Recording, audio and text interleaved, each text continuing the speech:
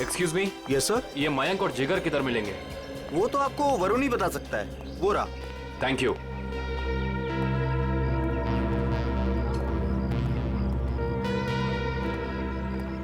Excuse me. Hi, हम premier clothing की तरफ से हैं, आपके इस फेस्टिवल के स्पॉन्सरशिप की तरफ से। हाय। हाय। कहिए, how can we help you? देखिए, हमें आपकी ऑर्गेनाइजिंग कमेटी के मेंबर से मिलना था। आई मीन मयंक और जिगर से इस स्पॉन्सरशिप की डील के बारे में कुछ बातचीत करनी थी। कोई खास रीजन ना हो तो आप लोग हमें बता सकते हैं। दरअसल बात यह है कि हम उन्हीं दोनों से डील कर रहे थे, तो हमने सोचा कि स्पॉन्सरशिप की सारी बातें उन्हीं से हो जाए। मगर मयंक और जिगर तो कॉलेज में दिखे ही नहीं। आई मीन शायद आए नहीं। कब तक आएंगे वो? कुछ खबर? No news. मैंने भी उन्हें कांटेक्ट करने की कोशिश की है, लेकिन उनके फोन कॉल्स कनेक्ट नहीं हो रहे। ऐसा कैसे? हम भी ट्राई कर रहे थे, लेकिन उनके फोन से कोई रिप्लाई नहीं आया। हर बार नो रिप्लाई। कमाल की बात यह है कि मयंक और जिगर खुद स्पॉन्सरशिप के इतने पीछे पड़े थे, तब हो नहीं रही थी। देखिए, थोड़ा अर्जेंट है। अगर आज ये एग्रीमेंट साइन नहीं हुआ तो ये डील कैंसिल हो जाएगी। आई मीन ये हम स्पॉन्सर नहीं कर पाएंगे आपको, और इन दैट केस ये फेस्टिवल आप लोगों को कैंसिल करना पड़ जाएगा। नो नो, आप ऐसा मत कहिए प्लीज। हम लोगों ने बहुत मेहनत की है, कॉलेज की प्रेस्टीज का सवाल है। Of course. आप एक काम कीजिए, आप विक्की से जाके मिल लीजिए, तो वो आपको जिगर और मयंक के बारे में पूरा सही बताएंगे। वो उनके काफी क्लोज है। आप विक्की का एड्रेस और फोन नंबर दे दीजिए, हम उसे मिल लेते हैं।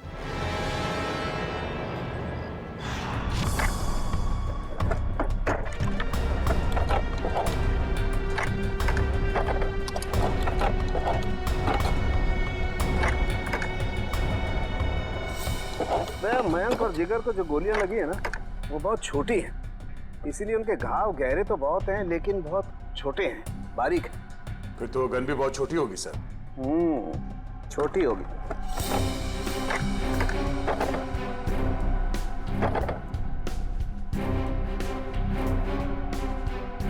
नहीं सर, यहाँ तो कुछ नहीं है।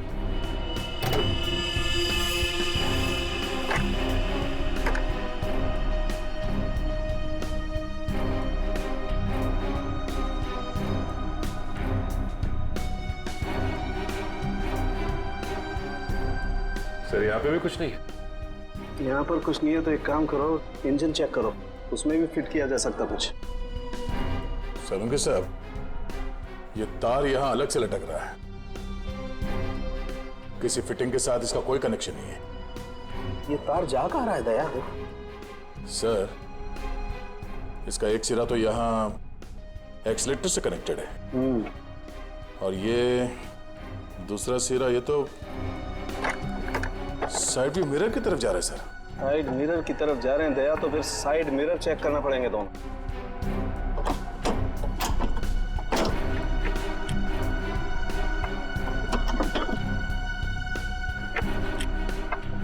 ये देखो,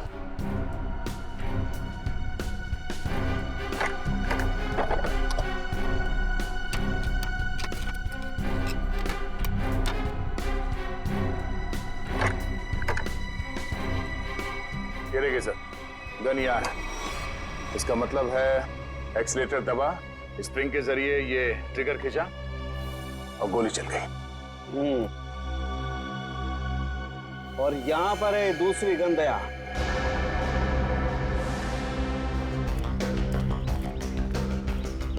विक्की। हाँ विक्की, आप लोग? सीआईडी। सीआईडी? क्यों? घबराए हुए क्यों लग रहे हो? अरे नेचुरल है, किसी शरीफ आदमी के घर में सीआईडी आएगी तो बंदा घबराएगा ही। अगर आदमी शरीफ हो तो उसे घबराने की जरूरत नहीं। बताइए, क्या काम है? हमें आपके दोस्तों के बारे में कुछ इंफॉर्मेशन चाहिए थी। कौन से दोस्त? मयंक और जिगर।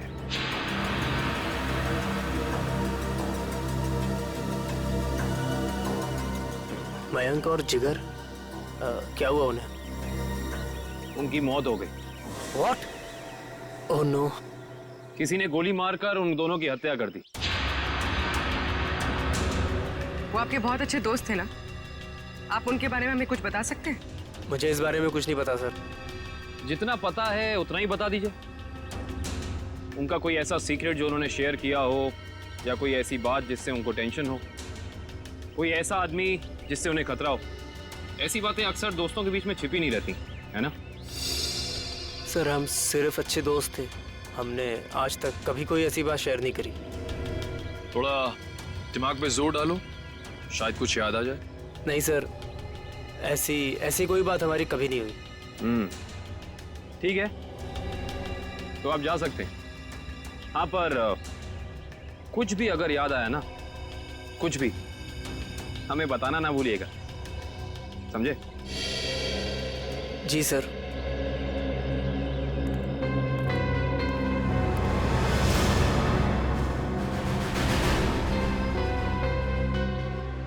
लेकिन सर, जब ये गाड़ी स्टार्ट हुआ तो उसने एक्सीलेटर तो दबाया होगा, तो जब पहली बार एक्सीलेटर दबाया तब ये ट्रिगर दब जाना चाहिए था, मगर ऐसा तो नहीं हुआ।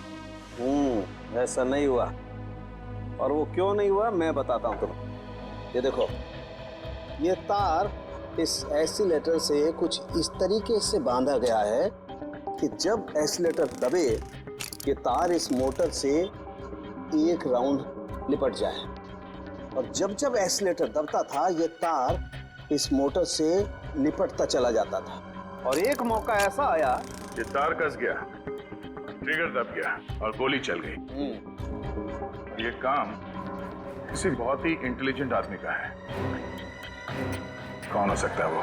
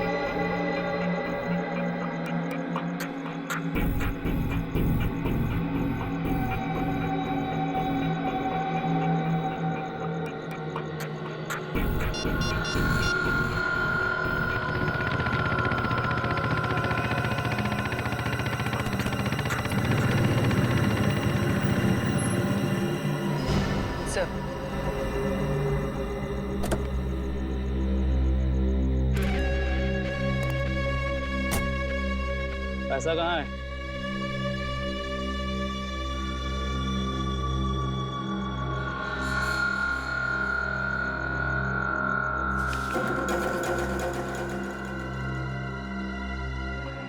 अब मैं तुमसे कभी नहीं मिलूंगा, ये याद मत रखना कि हम कभी मिले थे। ठीक है, लेकिन क्या बात है, इतना घबराए हो क्यों? ये सब तुम्हारी वजह से हो रहा है। मयंक और जिगर का कुछ पता नहीं लग रहा, और आज सीआईडी मेरे घर तक पहुंच गई। सीआईडी? हाँ सीआईडी। कभी मुझसे मिलने की अब कोशिश मत करना।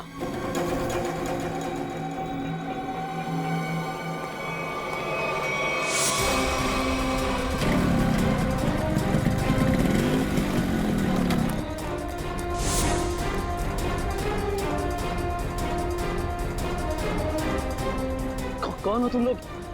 सीआईडी। अब बताओ, मयंक और जिगर के साथ तुम दोनों का क्या रिश्ता है, और तुम दोनों ने उनका खून क्यों किया? खून हो गया? मयंक और जिगर का कैसे? ये तो अब तुम दोनों बताओगे, बोलो। सर मुझे कुछ नहीं पता सर।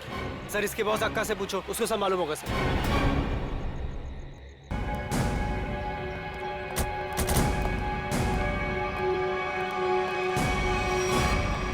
कहाँ जा रहे हो? अंदर।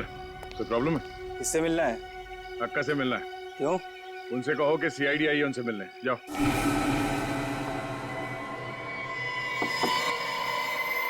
कौन है? अक्का, मैं रघु। बोला था ना डिस्टर्ब नहीं करना। क्या काम है? अक्का, वो सीआईडी वाले आए। बैठाओ उनको। बोल, मैं आती हूँ। 24 घंटे हैं तेरे पास, वरना तेरी फैमिली तुझसे मिलने यहां नहीं, शमशान घाट जाएगी। सिर्फ 24 घंटे, समझा?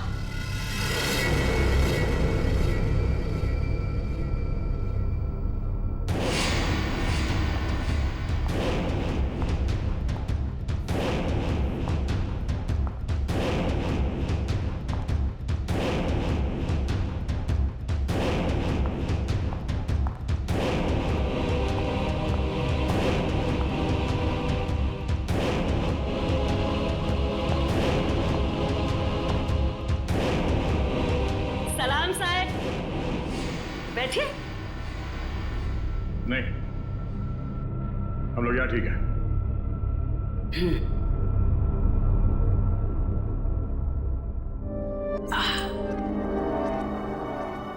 बोलो साहब, क्या काम है? मयंक और जिगर को जानती हो? जानती हूँ। क्यों मारा उन दोनों को? साहब, खोटी बात मुझे चलती नहीं। मैंने नहीं मारा उन दोनों को। झूठ हमें भी नहीं चलता।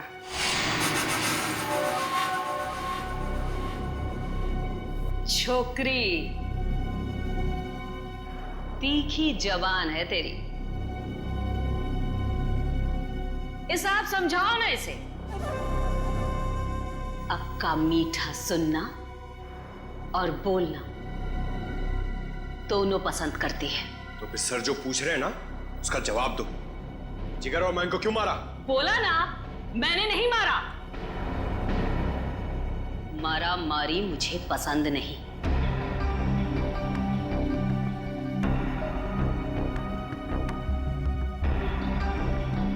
दुख है मुझे,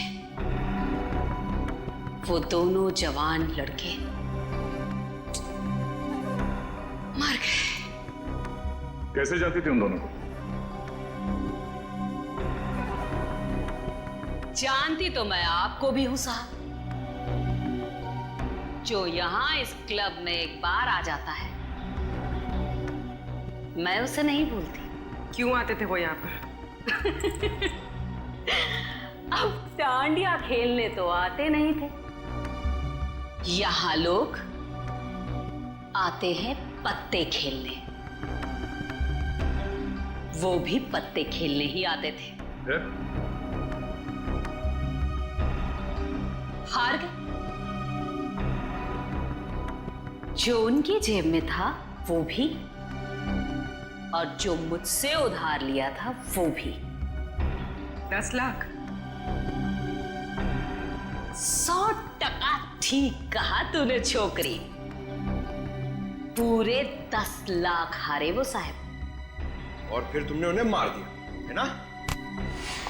बोला ना एक बार। नहीं मारा मैंने।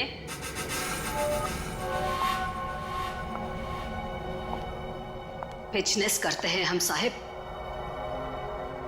मारा मारी का धंधा नहीं। मुझे मेरे पैसे चाहिए थे, उनकी जान नहीं। सारा पैसा डूब गया मेरा। फिर किसने मारा उन दोनों को? एक लड़का आता था साहब, उन दोनों का पीछा करते हुए। कौन था वो?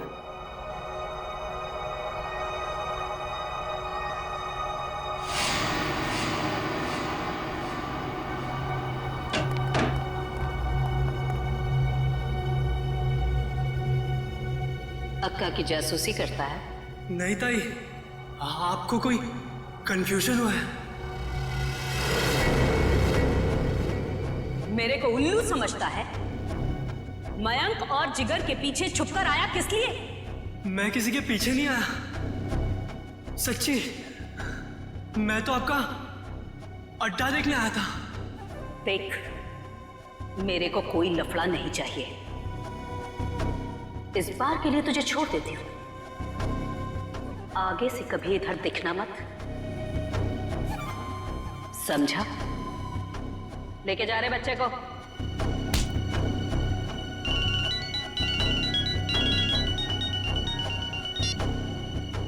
हाँ बोल रहे। उसका स्केच बनवा सकती हो हमारे लिए? टाइम नहीं है मेरे पास।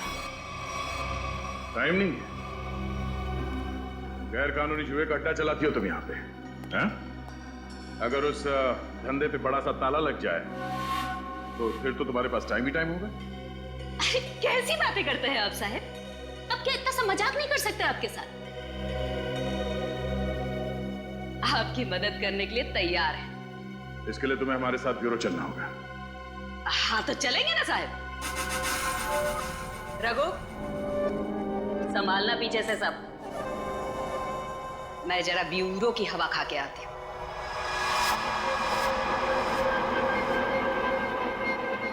सर ये तो हितेश है, मैंने इसे शंका के गैराज में देखा था।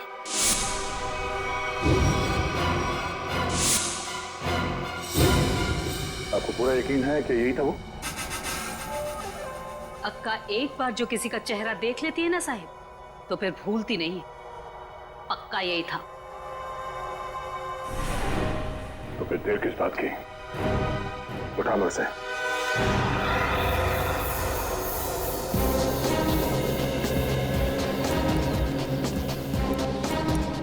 इनसे पूछते हैं। अरे भाई साहब। हाँ जी। ये मैकेनिक हितेश कहाँ रहता है? वो उस तरफ, उस गली में।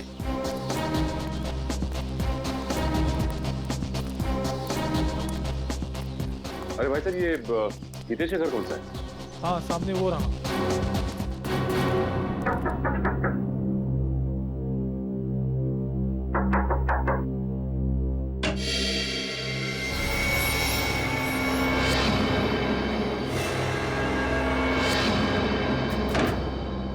सर अब क्या हो गया? अब क्या किया मैंने? तुम्हें घबराने की जरूरत नहीं। हमें हितेश से मिलना है, बुला उसे। सर हितेश तो घर पर नहीं है। कहाँ गया? पता नहीं कहाँ गया, पर कल से घर भी नहीं आया। ऐसी कोई जगह जहाँ वो अक्सर जाता है? हाँ सर, हो सकता है अपनी बहन से मिलने गया हो। बहन का एड्रेस? बहन का एड्रेस? हाँ, A45 शीतल नगर।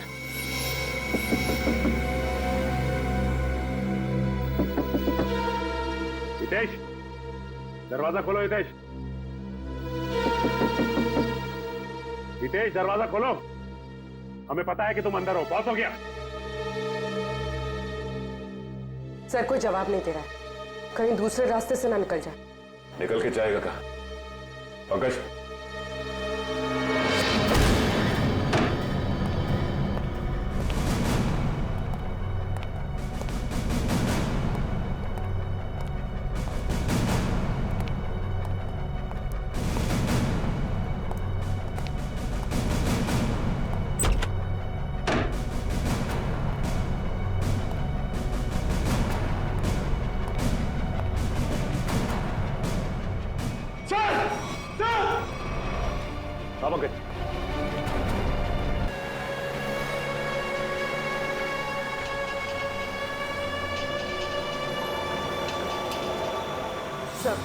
सर ये तो वही गाड़ी है जिसके बारे में हमें ज्वेलरी शॉप के मैनेजर ने बताया।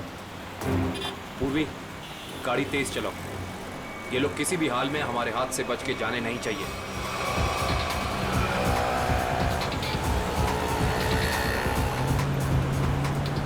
जिगर, ये देख तो अपना कोई पीछा कर रहा है बहुत देर से यार। सीआईडी? ये कहां से आ गए? गाड़ी भगा।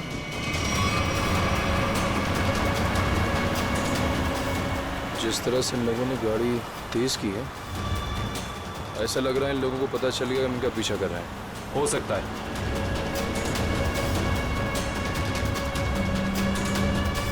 जल्दी कर, जल्दी कर।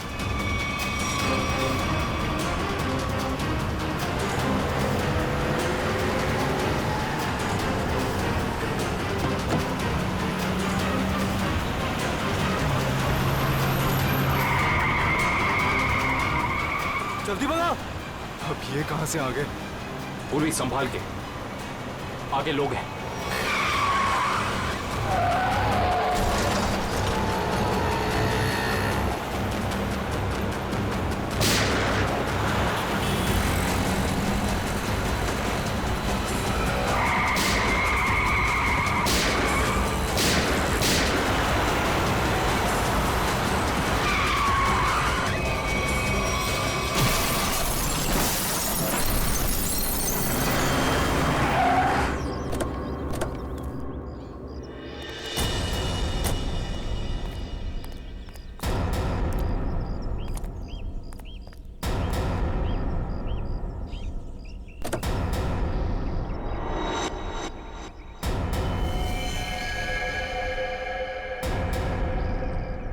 Sir, he is dead.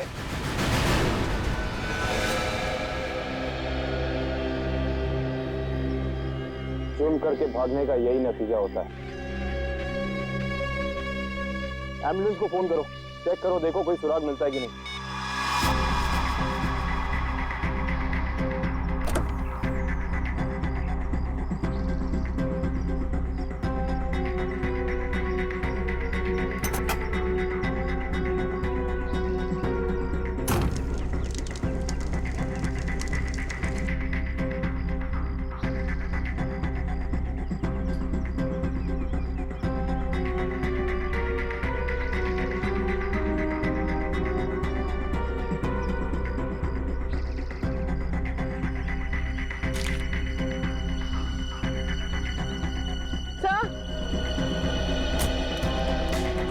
तो ये बैग और ये दो मास्क हो गए।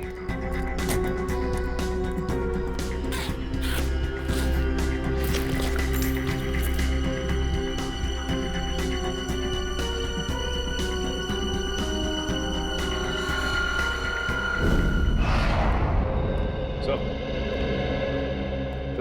ज्वेलरी शॉप लूटने वाले लड़के इंजीनियरिंग कॉलेज के स्टूडेंट थे और उनका कोई भी क्रिमिनल रिकॉर्ड नहीं था। पढ़े लिखे और अच्छे घर से थे। इंजीनियरिंग कॉलेज के बच्चों ने ज्वेलरी शॉप लूटा? किस लिए? क्या जरूरत पड़ी उन्हें? और हैरानी की बात तो यह है कि उन्होंने पूरी दुकान नहीं लूटी, सिर्फ 10 से 12 लाख रुपए का सामान लिया और निकल लिए।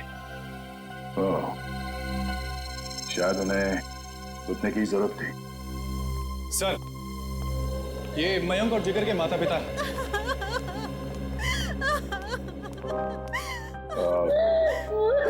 माफ कीजिए, ऐसे समय पे आप लोगों को यहाँ पे बुलाना पड़ा। हम आपके बच्चों के बारे में कुछ पूछना चाहते हैं। सर, प्लीज मेरे मयंक को मुझे वापस दे दीजिए। हमारा एक ही बच्चा है और इस उम्र में हमसे ये सदमा बर्दाश्त नहीं होगा सर। प्लीज सर, प्लीज मेरे मयंक को वापस दे दीजिए। देखिए मैडम, आप प्लीज अपने आप को संभालिए, प्लीज।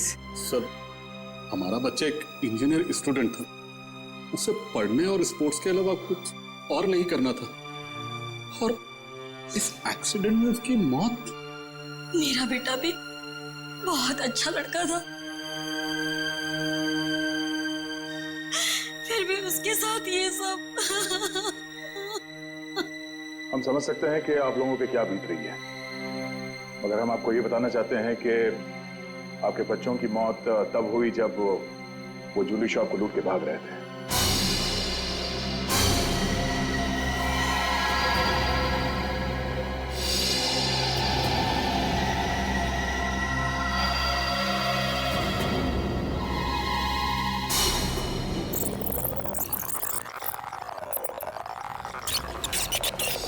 अरे अरे, ये कौन हो तुम लोग? ये बहुत गलत कर रहे हो तुम लोग। जल्दी मार, जल्दी मार, जल्दी मार, नहीं तो मार दूंगा। मैनेजर है तू? हाँ, चल जल्दी खोल। अरे ये बहुत गलत कर रहे हो तुम लोग।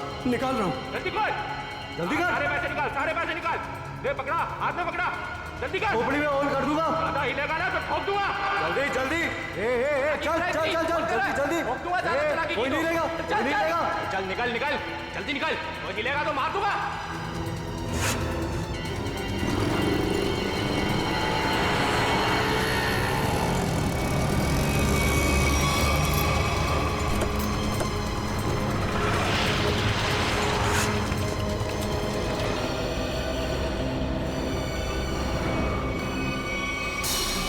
चुप रहिए आप लोग कुछ भी इल्जाम लगा देंगे और हम मान लेंगे। हमारे बच्चों का एक्सीडेंट हुआ है और आप उन पर इल्जाम लगा रहे हैं। हर माँ बाप अपने बच्चों को अच्छा ही समझते हैं, लेकिन वो बाहर क्या करते हैं वो खुद जानते हैं।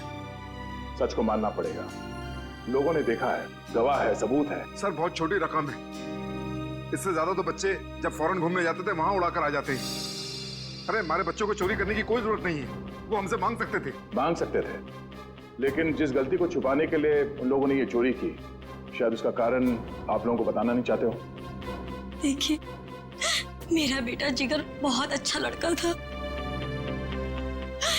जरूर उसको किसी ने उकसाया होगा, वो ऐसा कभी नहीं कर सकता। देखिए मैडम, सच्चाई तो यही है कि अपराध हुआ है, मयंक और जिगर ने ज्वेलरी शॉप को लूटा है। अब हमें यह देखना है कि उन्हें इस पैसे की जरूरत क्यों थी, किसको देना था। हा?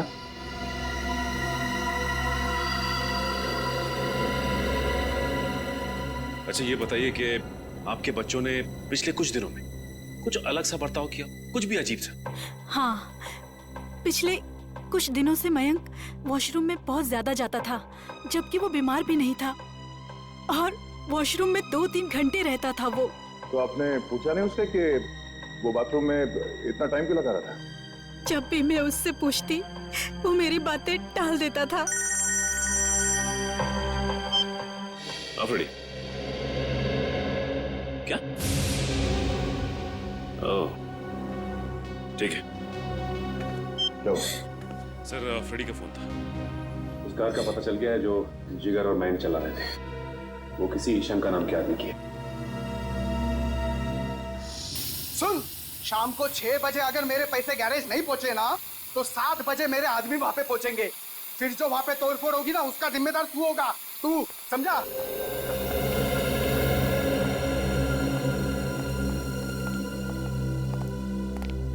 हम लोग सीआईडी से हैं। ये शंका कहाँ है? शंका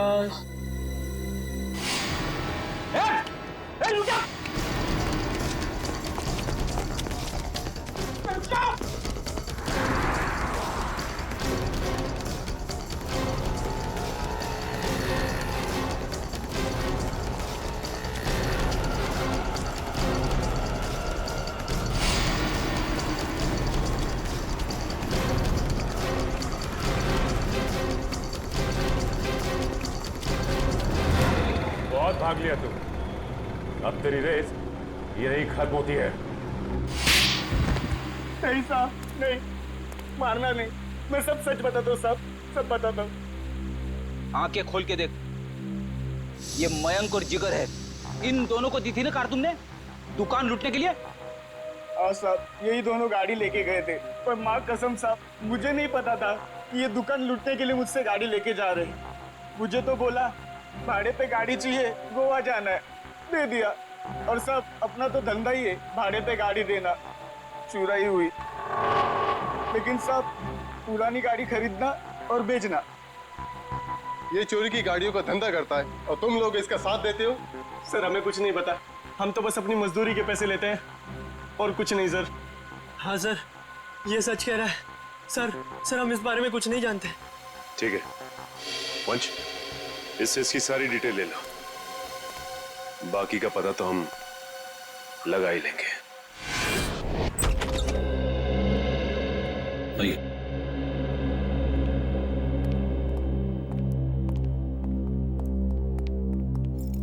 ये मयंक का कमरा है। एक सेकंड, आप जरा बाहर रुकिए, हम देख लेते हैं। आप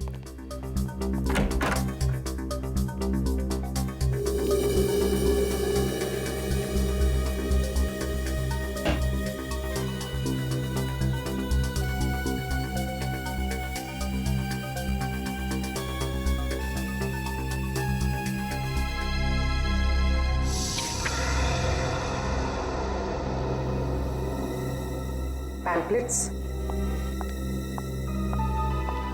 ये पैम्पलेट्स? ये पैम्पलेट्स मेरे बेटे मयंक का है। वो कॉलेज में एनुअल फंक्शन के ऑर्गेनाइजर कमेटी का मेंबर था।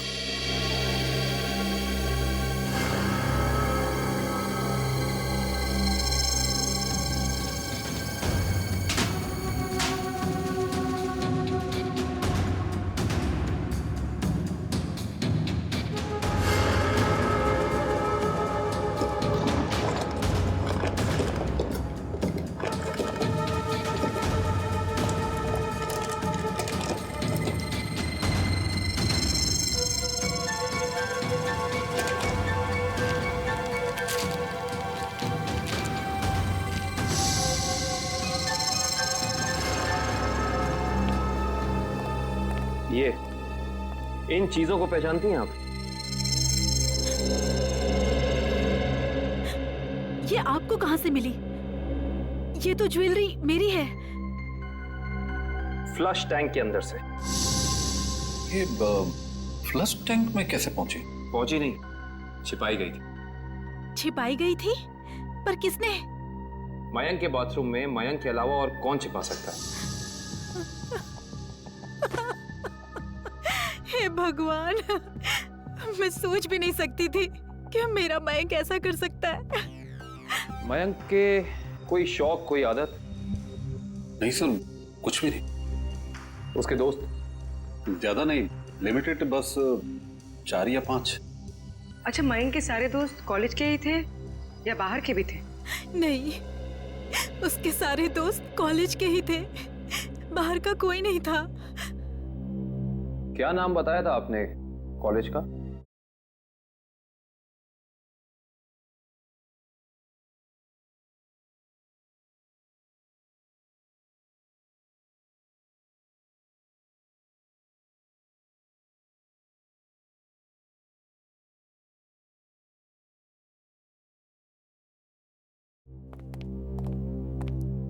क्यों डॉक्टर साहब, आपने हमें अर्जेंटली बुलाया? हाँ दया, बात ही कुछ ऐसी है। क्या हुआ सर? बस ये केस तो एकदम पलट गया, जैसा हम सोच रहे थे वैसा नहीं। क्या मतलब? मतलब ये कि इन दोनों की मौत एक्सीडेंट से नहीं हुई है, बल्कि गोली लगने से हुई है। क्या? मगर सर, इनकी मौत तो हमारी आंखों के सामने हुआ है, एक्सीडेंट से। हाँ, लेकिन इनकी मौत एक्सीडेंट से पहले ही हो चुकी थी। ये देखिए, ये है वो गोली जो इनके शरीर में से निकली है। और देखो दया, ये है इन दोनों के सीने पर इस गोली के घाव। गोली यहां लगी। मगर सर, ये गोली चली कैसे? और चलाया किसने?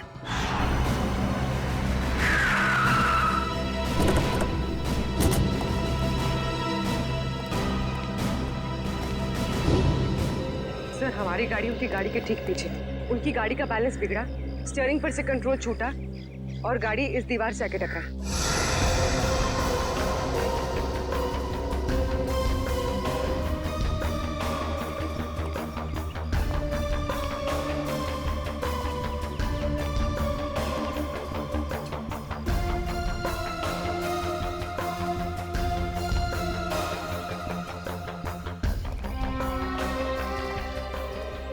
गोली सामने से चलाई गई थी। सर, गोली तो हम पीछे से चला रहे थे और वो भी टायर पे। तो फिर गोली सामने से आई कैसे? गोली अगर सामने से चली थी तो इसका एक ही मतलब हो सकता है, गोली चलाने वाला यहीं कहीं सामने की तरफ छुपा हुआ होगा। मगर श्रेया, सामने तो दूर दूर तक कोई था ही नहीं।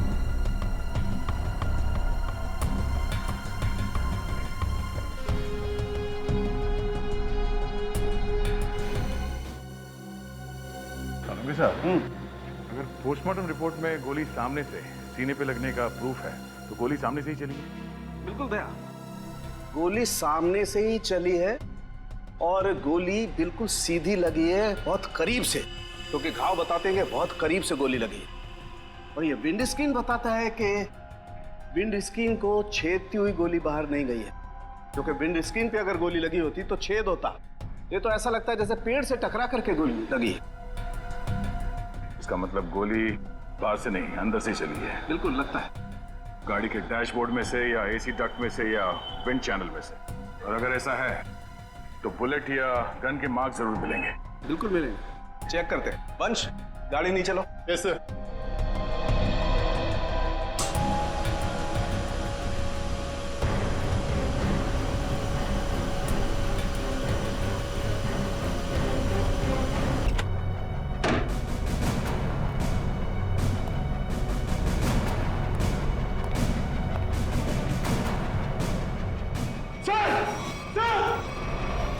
हाँ पंकज।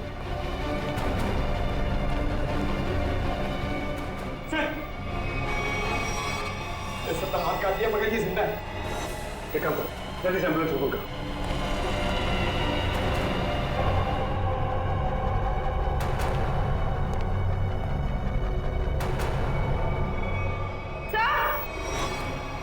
आप लोग सर इसने अपनी कलाई काटी और जिंदा है।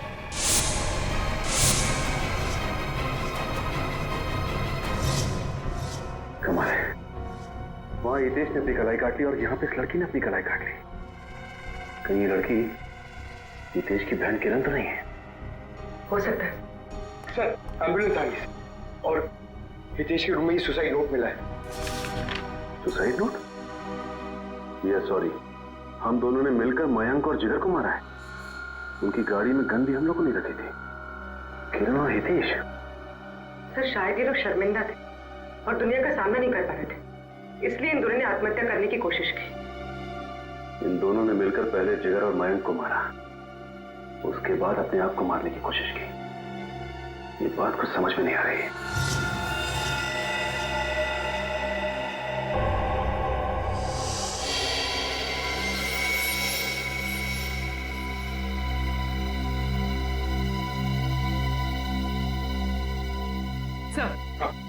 सर किरण के घर से कुछ फोटोज मिली है।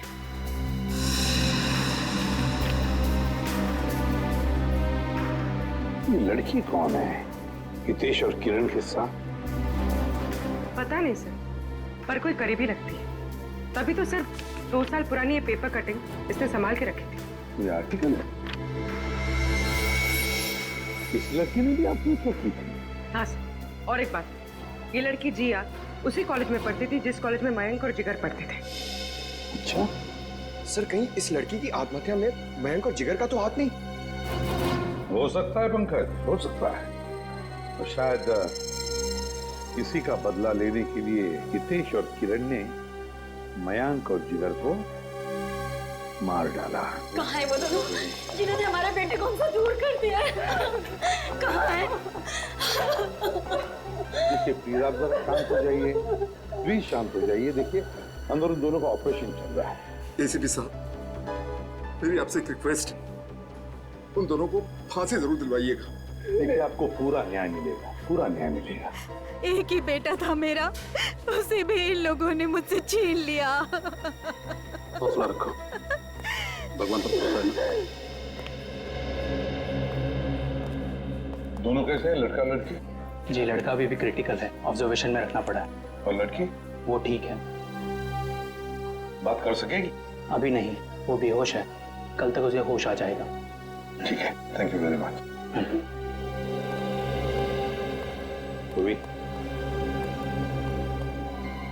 कड़ी नजर रखो इन दोनों पर, देखो कहीं भाग न जाए ये लोग। बस कल सुबह तक का इंतजार है, कल सुबह तक का।